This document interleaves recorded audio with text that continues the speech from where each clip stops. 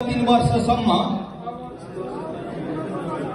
ट्रस्टीको भूमिका इमानदारीपूर्वक निर्वाह गर्नेछु।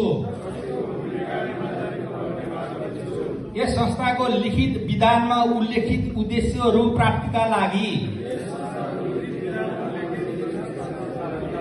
मैले लगनशील भएर काम गर्नेछु। संस्थाभित्र पारदर्शिता, सुशासन अभ्यास, निष्पक्ष रूपमा सदस्यहरूलाई सूचना प्रवाह गर्नेतर्फ मेरो अहम भूमिका रहनेछ। यस संस्थामा आबद्ध सदस्यहरूको वास्तविक समस्या र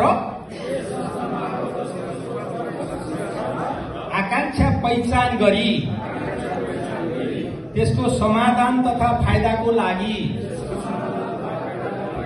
मेरो बुद्धि, विवेक र समय लगानी गर्नेछु। बोर्ड अफ ट्रस्टी टिममा रहेर बैठकमा गरिएका निर्णयहरू कार्यान्वयन गर्न